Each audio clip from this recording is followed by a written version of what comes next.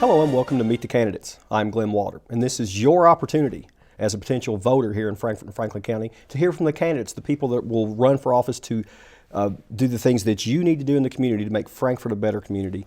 And of course, it's your duty, it's your obligation to go vote on May 20th, and we please and urge you to go do that. And to do it, you need to be educated, and educated about the people running and the issues that they face, and this is your opportunity to do that, to hear from those candidates. So today we're meeting the candidate for PVA, Yes. Jeff Hancock. How are you doing, sir? I'm doing wonderful. How are you, Glenn? Doing just fine, and thank you so much for coming in. And I guess first things first, before we get into the things about the office and PVA and the election and that sort of thing, take this opportunity to sort of introduce yourself to the folks at Frankfort that may not know you, and sort of a little bit about Jeff Hancock. Okay. Glenn, I've been a realtor in Frankfort. I've actually had my license for 16 years now. I've been a full-time realtor for the last 10. I've been a small business owner. My family has owned a mechanical contracting company in Frankfort for over 100 years. I'm married to Erica Hancock. She's my wife. She's a State Farm agent. I have two kids. Polly is 10 years old, just turned 10 on March the 1st. And I have a son that is 6, which is Houston. They're both children up at West Ridge Elementary.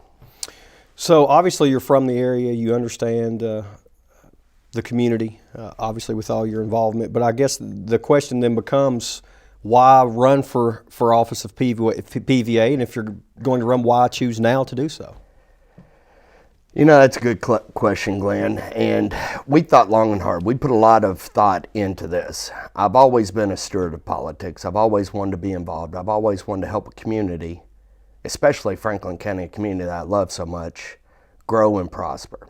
And through the real estate business and through owning a small business, I understand the value that what the government in Franklin County offers all of the constituents.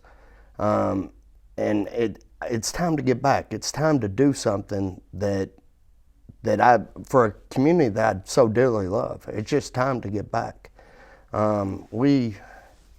Me and Erica sat down and talked long and hard about it. We actually went in and met the current PVA and talked with her about it.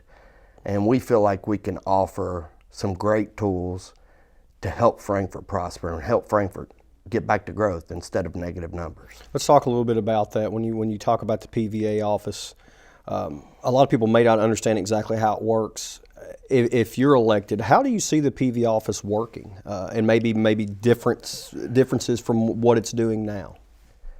Well, technology will be our big basis. We will offer technology to all the real estate developers, planners, and we will try to work with the city, with the county, to make sure that they have all the tools possible. The PVA office, its main function and main form is to value all the property in Franklin County. And we think that, we understand, because we see it around us happening in Scott County and Fayette County. With the right tools offered, we can grow that development. We can make Frankfort come back around to a growth community and not a negative growth community. Looking at Frankfort in that sense, with state government being here and being such a big part of it, is that something as PVA that you'll try to help do, as far as maybe vacant properties that are state-owned, help move them and use the PVA office as potentially an economic development tool, and if so, how? Absolutely. And most people, or I don't say most people, Frankfort's a very educated town when it comes to voting policies and what your government can do for you. Frankfort is a unique place, though. It's got several, and when I say several, 33% of the buildings are owned by the Commonwealth of Kentucky, and they're not taxable buildings. So we're providing the services for them, but we're not getting the tax benefits from them. We get a $175,000 stipend from the state government to provide services. That number was set in 1975.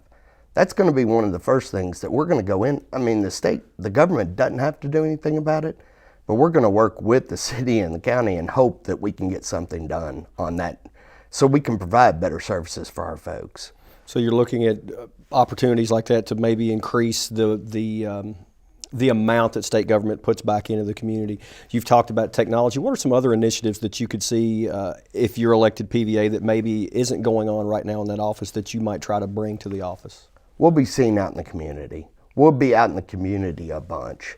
Anything that has to do with the development that could increase property value and tax base for Franklin County, we'll be out there pushing for it. And we'll be out there trying to give the best tools available when it comes to technology, when it comes to GIS program, when it comes to any of that. We're going to try to be out there and be front and center, helping the community bring in new ideas, new developments, new folks. We've got 14,000 people a day coming into Franklin County for jobs. We want to try to recruit them to call Franklin County their home. Right.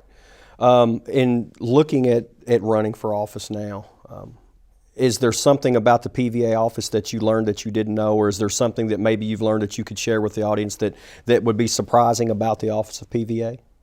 You know, the PVA doesn't set the tax value, but we have the highest tax rate of all the counties that are surrounding us. And all the counties that are surrounding us that are growth. We're not. We are declining in numbers. We're not bringing new people in. We're not giving them a reason to stay. And I think the big, tag on this particular election cycle is going to be quality of life. And the quality of life issues are going to be the recreation center. And I think Robert Roach, the city commissioner, said it the best. I want this stuff too, but we have to be able to afford it. And the only way we afford it is to bring more people in, to spread it out, so we can have a fair tax value as the surrounding communities around us. Well, Jeff, you get an opportunity here not only to talk about the issues, but you get to look into that camera right there. You get to talk to the people of Frankfort and Franklin County, those potential voters, and tell them why they should vote for Jeff Hancock for PVA.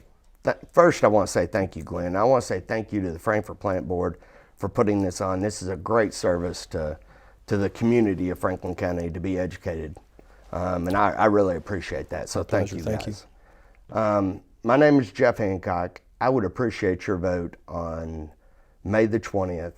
We've got great ideas, but we can't get any of these ideas. We can't update the technology, and we can't help build a community that we all love. And I can't do any of this without your vote. So I would appreciate your vote. And I really appreciate your time of watching this on Cable 10. And thank you. Once again, vote on May the 20th. You've been meeting Jeff Hancock, candidate for PVA, and we urge you to get out there to meet all the candidates for all the local races, to watch all these shows here on FPB TV, become educated, go out and vote May 20th. That's your duty. A lot of people have fought for this country, died for this country for this very opportunity to go vote, so please do on May 20th. For everyone at the Frankfort Plant Board, thank you so much for watching.